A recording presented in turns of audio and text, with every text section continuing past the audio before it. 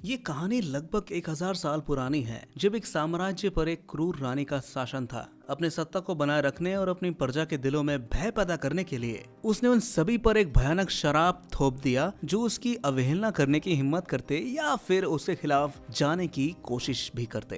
ये श्राप इतना भयानक था कि जिसने भी रानी को मारने की कोशिश की या उसका विरोध भी किया, उसके कंधे पर एक विशेष निशान उभर आता और वो व्यक्ति 35 साल से ज्यादा जिंदा नहीं रह सकता। लेकिन ये श्राप खाली उसी व्यक्ति तक सीमित नहीं था, ये उसकी आने वाली पीढ़ियों पर भी लागू होने वाला था, जिससे ये अभिशाप एक भयानक परंपरा के रूप में चलता रहेगा। अब समय बीतने के साथ श्राप से ग्रसित लोगों की संख्या बढ़ती चली गई, क्योंकि रानी का शासन अत्यंत कठोर था और उसके द्वारा दी गई सजा से बच पाना नामुमकिन था। इस भयानक स्थिति में लोगों के पास केवल दो ही विकल्प बचे थे, ड्रैगन बॉल और गोल्डन बाउल। ऐसा माना जाता था कि जो कोई भी इन दोनों वस्तुओं को एक साथ अपने साथ रखेगा, यानी अपने दोनों हाथों में, वो इस श्राप से मुक्त हो जाएगा। लेकिन ये केवल एक रहस्य बनकर ही रह गया, क्योंकि इसे किसी ने कभी हाथ में उठाया ही नहीं। इस सत्यता को कभी कोई प्रमाणित कर ही नहीं पाया और ये राज उसी साम्राज्य के अंत के साथ ही दफन हो गया। अब कहानी वर्तमान में आती है, जब प्रोफेसर सुन ड्रैगन बॉल से जुड़े रहस्य को सुलझाने की कोशिश कर रहे हैं। उनके साथ उनका शिष्य यानी स्टूडेंट शॉन भी है, जो उनके अनुसंधान में मदद करता है। बातचीत के दौरान ये स्पष्ट हो जाता है कि वो दोनों ही ड्रैगन बॉल और गोल्डन बाउल की तलाश में हैं, जिनका उल्लेख कहानी की शुरुआत में हुआ था। प्रोफेसर सुन बताते हैं कि उन्होंने 5 पहेलियों को हल कर लिया है, लेकिन बाकी के 3 पहेलियां केवल कोई अनुभवी मास्टर ही सुलझा सकता है। वो अभी तक उस स्तर तक नहीं पहुंच पाए हैं। इस दौरान गोल्डन टूथ और फैटी नाम के 2 इंसान एक शो का आयोजन कर रहे होते हैं, जिसमें वो गलती से एक खुलासा कर देते हैं कि उनके पास वही गोल्डन बाउल है जो हजारों साल पहले चीन की क्रूर रानी के पास हुआ करता था। उनकी इस बात को सुनकर दर्शकों में हलचल मच जाती है, क्योंकि ये बाउल अनमोल माना जाता है और उसकी कीमत लाखों करोड़ों में आकी जा सकती है। लेकिन दर्शकों को इस बात पर विश्वास नहीं होता। लोग अब तक इसे महज एक अफवाह मानते हैं, जब तक वो इसे अपनी आंखों से ना देख लेते। भीड़ में मची हलचल के बीच शो के आयोजकों का बॉस जोई वहाँ पर आ जाता है। वो सभी को चेतावनी देते हुए कहता है कि गोल्डन बॉल की कीमत पैसों में आके नहीं जा सकती।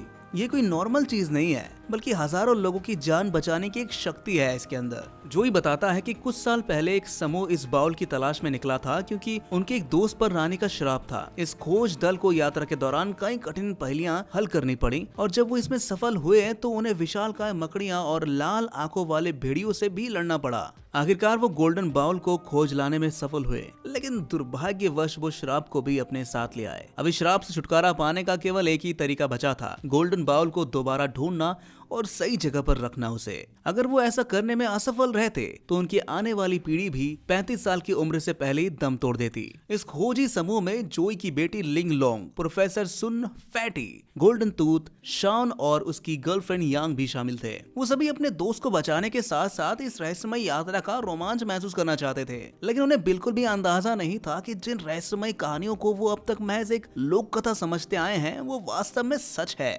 शॉन अब भी गोल्डन बाउल की तलाश में जुटा हुआ है, क्योंकि उसे अभी भी विश्वास है कि केवल यही उस श्राप से उसे मुक्त कर सकता है। इसी दौरान यांग को अपनी रिसर्च पर पता चलता है कि 30 साल पहले चैंग नाम का एक गाइड कुछ लोगों को लेकर यूनान शहर में स्थित मुकाबरा नामक जगह पर गया था, लेकिन एक भयानक हादसे के बाद केवल वही जिंदा लौट पाया। हालांकि वहाँ से लौटने के बाद उसका मानसिक संतुलन पूरी तरह बिगड़ गया और वो अंधा भी हो चुका था। स्थानीय लोगों का मानना था कि उसने वहाँ कुछ अकल्पनीय और चमत्कारी चीजें देख ली थी, जिससे उसकी आंखें फट गई। अब टीम ये फैसला करती है कि वो उसे खोजेंगे, क्योंकि अगर उन्हें गोल्डन बाउल की सही लोकेशन का पता लगाना है तो चैंग ही उनका आखिरी सहारा हो सकता है। यांग, शॉन और उनकी टीम पागल खाने पहुंच जाते हैं, जहां चैंग को रखा गया था। जैसे ही शॉन उससे बातचीत करने की कोशिश करता है, चैंग किसी भी प्रतिक्रिया देने से बचता है और चुपचाप बैठा रहता है। लेकिन कुछ देर बाद वो अचानक बोल उठता है, मुझे यांग से बात करनी है। ये सुनकर पूरी टीम चौंक जाती है। यांग को तो ये भी पता नहीं था कि चैंग उसे जानता भी है, लेकिन चैंग एक असाधारण व्यक्ति था।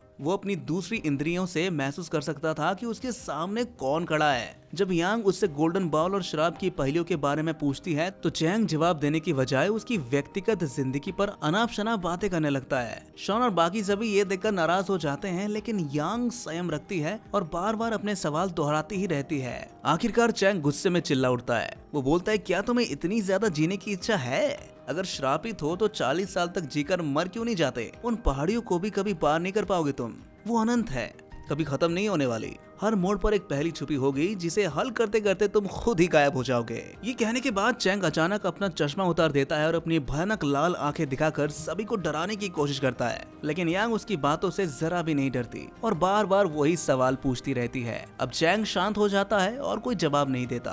पूरी टीम इस नतीजे पर पहुंच चुकी है कि अगर उन्हें गोल्डन बॉल का सही सुराग चाहिए तो उन्हें उसी मुकबरे की ओर जाना होगा जहां से चैंग घायल होकर लौटा था। टीम बस लेकर मुकबरे की ओर निकल पड़ती है। रास्ते में वो एक होटल में रुकते हैं जहां उनकी मुलाकात होटल मालिक की बेटी हन्ना से होती है। हैना एक दोस्ताना स्वभाव की लड़की थी और इस रहस्यमय जगह के बारे में कई अद्भुत कहानियां जानती थी पहले से। वो टीम को बताती है कि कई लोग यहाँ गोल्डन बॉल की तलाश में आए थे, लेकिन आज तक किसी को कुछ नहीं मिला यहाँ पर। कुछ लोगों का तो ये भी मानना है कि जो कोई भी इसे पा लेगा वो दुनिया का सबसे अमीर इंसान बन सकता है। रात में हैना पूरी टीम को गार्डन में ले जाती है जहाँ लाखों की संख्या में चमक रहे होते हैं, लेकिन तभी वहाँ पर एक चेतावनी दी जाती है। वहाँ पर बोली जाती है कि अगर किसी ने इन जुगनुओं को पकड़ने की कोशिश की तो वो जलकर राख हो जाएगा। ये सुनकर सब हैरान रह जाते हैं, लेकिन टीम को अब तक ये नहीं पता था कि ये जुगनू आगे चलकर उनकी जिंदगी बचाने में ही वाले हैं। सुबह होते ही हैना सभी को ड्रैगन माउंटेन तक ले जाती है और उन्हें वहां तक गाइड करती रहती है जहां से आगे का सफर राफ्ट यानी नाव के जरिए तय करना हो। पर जाने से पहले हैना उन्हें एक और सावधानी बरतने को कहती है। वो कहती है कि रात में वहाँ जहरीले गैस फैल जाती है। अगर बचना चाहते हो तो एक उड़ते हुए द्वीप को खोजना होगा तुम लोगों को। वहां तक पहुंच जाओगे तो तुम लोग सुरक्षित रह पाओगे। टीम उसकी बात ध्यान में रखती है और राफ्ट के जरिए गुफा के अंदर प्रवेश करती है। गुफा बेहद अंधेरी थी और रोशनी ना होने के कारण टीम को आगे बढ़ने में काफी दिक्कतें हो रही थी। इसी बीच गोल्डन टूथ पानी में एक मछली पकड़ने की कोशिश करता है, लेकिन जैसे ही वो मछली को छूता है वो उसकी उंगलियों में काट लेती है और खून की कुछ बूंदें उनकी राफ्ट पर गिर जाती है। तभी यांग घबराकर कहती है, ये बहुत ही बड़ी गलती हो गई, ये लवर मछलियां हैं। खून की गन से ये गुस्सा हो जाती हैं और झुंड में हमला कर सकती है। कुछ ही सेकंड्स में अंधेरे पानी से हजारों की संख्या में मछली बाहर निकल जाती हैं और टीम पर हमला कर देती है। ये मछली पानी से बाहर उछलकर उनके शरीर पर काटने लगती है। फैटी घबराकर फ्लेम गन निकालता है और आग की बौछार कर देता है, जिससे कुछ मछलियां दूर हट जाती है। लेकिन तभी एक और खतरनाक मुसीबत आ जाती है, तेज पानी का बहाव। टीम अचानक दो हिस्सों में बट जाती है। पहला ग्रुप शॉन, यांग और गोल्डन टूथ वो झरने से नीचे गिर जाते हैं और मुकबरे के करीब पहुंच जाते हैं। दूसरा ग्रुप प्रोफेसर सुन, फैटी और बाकी लोग वो दूसरी दिशा में बह जाते हैं जहाँ उन्हें पुरानी लाशें और सोने के अवशेष मिलते हैं। अचानक शॉन के ग्रुप पर एक विशालकाय छिपकली हमला कर देती है। दूसरी ओर प्रोफेसर के ग्रुप को भी इसी तरह के अजीबोगरीब जानवरों का सामना करना पड़ रहा था। प्रोफेसर एक सिग्नल फ्लेयर छोड़ते हैं जिससे शॉन को उनकी लोकेशन का पता चल जाता है। शॉन और उसका ग्रुप भागते भागते प्रोफेसर की ओर बढ़ने की कोशिश करता है, लेकिन दोनों ग्रुप की छिपकलियां अब और भी ज्यादा गुस्से में आ चुकी थी। शॉन और प्रोफेसर की टीम एक खतरनाक योजना बनाते हैं। वो कहते हैं कि अगर हम इन छिपकलियों को आपस में भिड़ा दें तो शायद हम बच सकते हैं। योजना सफल होती है, लेकिन छिपकलियों और भी ज्यादा हिंसक हो चुकी थी और पूरी टीम को खाई में कूदना पड़ता है। लेकिन जैसे ही वो खाई में कूदते हैं अचानक बिजली चमक उठती है और उनकी आंखें खुली की खुली रह जाती हैं। खाई के अंदर दर्जनों विशाल छिपकलियां सो रही थी। हर बार जब बिजली चमकती है तो वो डरकर कांप जाती है। टीम को एक आइडिया आता है, अगर हम इन्हें बिजली से डराकर भागने का मौका निकाल लें तो हम शायद बच सकते हैं। यांग तो तीरंदाजी में माहिर था, तो एक विशेष जाल बनाता है वो और छिपकलियों को खाई में गिरा देता है। गोल्डन टूथ प्रोफेसर को बचा लेता है और सभी वहाँ से भागने में सफल हो जाते हैं। लेकिन अब सुबह होने वाली थी। टीम को जल्द से जल्द फ्लोटिंग आइलैंड तक पहुँचना था, वरना जहरीला गैस उन्हें खत्म कर देती। शॉन और उसकी टीम की सूझबूझ से वो किसी तरह फ्लोटिंग आइलैंड तक पहुंच भी जाते हैं। सूरज उगते ही वो राहत की सांस लेते हैं, लेकिन यहाँ का नजारा उन्हें चौंका देता है। ये कोई नॉर्मल द्वीप नहीं था। यहाँ हर घंटे मौसम बदलता रहता है और हर चीज का आकार एबनॉर्मली रूप से बड़ा था। ये जगह मानो किसी दूसरी दुनिया का हिस्सा थी, जिसे देखकर सभी अचंभित रह जाते हैं। रात के समय लिंग लॉन्ग और यांग नहाने के लिए झरने की ओर जाती हैं, जबकि प्रोफेसर सुन और शॉन आपस में बातचीत करते हैं। प्रोफेसर सुन शॉन को चेतावनी देते हैं। वो कहते हैं, अभी तो हमने सफर की बस शुरुआत ही की है, आगे हमें और भी खतरनाक चुनौतियों का सामना करना पड़ेगा। अगर बचना है तो हिम्मत और दिमाग से काम लेना होगा हमें। शॉन प्रोफेसर की बातों को ध्यान से सुनता है और अगले दिन सभी अपनी यात्रा को जारी रखते हैं। जैसे ही टीम आगे बढ़ती है अचानक उनका सामना एक विशाल केकड़े से होती है, जिसे हैमर कहा जाता है। प्रोफेसर सुन समझाते हैं, ये कोई नॉर्मल केकड़ा नहीं है। इसकी खासियत ये है कि जब तक ये पानी में रहेगा इसे कोई मार नहीं सकता। ये सुनकर सभी और ज्यादा डर जाते हैं। तभी केकड़ा उन पर हमला कर देता है। टीम पूरी ताकत से उससे लड़ने की कोशिश करती है, लेकिन हर बार वही जीत जाती है। गोल्डन टूथ उसे रस्सी से बांधने की कोशिश करता है और प्रोफेसर उस रस्सी को पकड़ लेते हैं, लेकिन केकड़ा इतना ज्यादा शक्तिशाली था कि वो रस्सी को तोड़ देता है और सभी गिर जाते हैं। फिर वो लिंग लॉन्ग पर हमला करता है। लेकिन गोल्डन टूथ उसे बचा लेता है। इसी दौरान लिंग लोंग के हाथों में गहरी चोट आ जाती है और धीरे धीरे उसके शरीर में जहर फैलने लगता है। अब टीम उसे ठीक करने का प्रयास तो करती है, लेकिन कोई भी उपाय काम नहीं करता। टीम को पता था कि वो केकड़े को सीधा मार नहीं सकते थे, लेकिन शॉन के पास एक आइडिया था। वो अपने खून की कुछ बूंदें केकड़े के शरीर पर गिरा देता है। अब होता यह है कि खून की गंध से लवर मछलियां वापस लौट आती है और केकड़े पर हमला करने लगती हैं। वो उसकी पूरी त्वचा नोचने लगती है और कुछ ही देर में केकड़ा ढेर हो जाता है। लेकिन जीत की खुशी ज्यादा देर तक चल नहीं सकती थी, क्योंकि लिंग लोंग की हालत बिगड़ती जा रही थी। कुछ ही पलों में वो दम तोड़ देती है।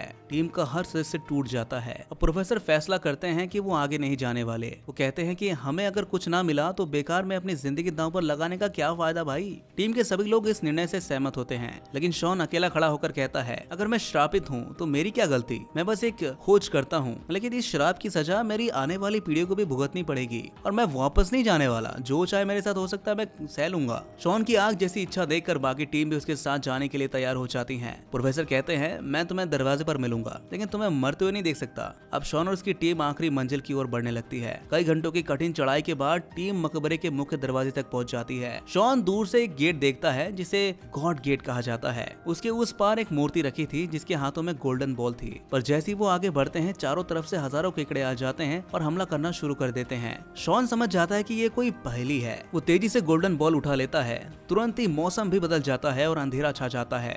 मुकबरे में लगी सभी घंटियां बजने लगती हैं। केकड़े डर कर भाग जाते हैं, पर यह किसी और मुसीबत का संकेत था, क्योंकि अब जाग चुका था वो सांप जो हजारों सालों से सो रहा था। ये कोई नॉर्मल सांप नहीं था। उसकी उम्र 2000 साल थी और हमेशा से इस मुकबरे की रक्षा कर रहा था। वो फ्लैशबैक में हमें दिखाया जाता है कि रानी ने खुद इसे गोल्डन बॉल की सुरक्षा की जिम्मेदारी दी थी। गोल्डन बॉल उसके मुंह में रखी हुई थी और तभी से वो सो रहा था। लेकिन अब जैसे उसने शॉन के हाथ में बॉल देखी, वो गुस्से से पागल हो गया। लेकिन सांप शॉन और उसकी टीम पर हमला नहीं करता, बल्कि वो सिर्फ गोल्डन बॉल वापस मांगता है। शॉन अब यहाँ से खाली हाथ नहीं जाना चाहता था। टीम फैसला करती कि वो इस सांप से लड़ेंगे, भले ही जान चली जाए। सांप पूरी ताकत से हमला करता है। फैटी नीचे गिर जाता है और उसके बैग में रखे जुगनू के राजा का जार टूट जाता है। अब हजारों जुगनू मकबरे की ओर आने लगते हैं। शॉन एक प्लान बनाता है, अगर हम इन जुगनुओं के राजा को सांप के पास ले जाकर जला दे तो पूरा मुकबरा आग से भर सकता है। पर तभी जार शॉन के हाथ से गिर जाता है और जुगनू का राजा आजाद हो जाता है। लेकिन तभी एक हाथ उसे पकड़ लेता है। ये हाथ किसी और का नहीं बल्कि प्रोफेसर सुन का था। प्रोफेसर कहते हैं, ये मैं सिर्फ तुम लोगों के लिए कर रहा हूँ, मुझे कोई भूलना मत। जुगनू का राजा इतनी जल्दी गर्मी छोड़ता है कि प्रोफेसर जलना शुरू हो जाते हैं और फिर वो एक छलांग लगाते हैं और सीधे सांप के मुंह में कूद जाते हैं। उनके पीछे भी सभी जुगनू चले जाते हैं और अचानक सांप जलने लगता है। सांप की तड़प और चीख से पूरा मुकबरा गिरने लगता है। टीम जल्दी से पानी में कूद जाती है और अपनी जान बचा लेती है। अब सभी सुरक्षित अपने घर पहुंच चुके थे। वो अपने मरे हुए साथों को श्रद्धांजलि देते हैं और गोल्डन बॉल को साथ रखते हैं। जैसे दोनों चीजें एक साथ होती हैं, बॉल हवा में उड़ने लगती है और बॉल चमकने लगता है। इसका मतलब ये था कि श्राप हमेशा के लिए खत्म हो चुका था। लेकिन उन्होंने इन वस्तुओं का किया क्या, ये रहस्य तो अभी भी अनसुलझा है। लेकिन इसी के साथ ये मूवी यहीं पर खत्म हो जाती है। तो दोस्तों, कैसे लगी आपको ये कहानी कमेंट में जरूर बताएगा और ऐसे ही मूवी एक्सप्लेनेशन देखने के लिए हमारे इस चैनल को सब्सक्राइब जरूर कर लीजिएगा।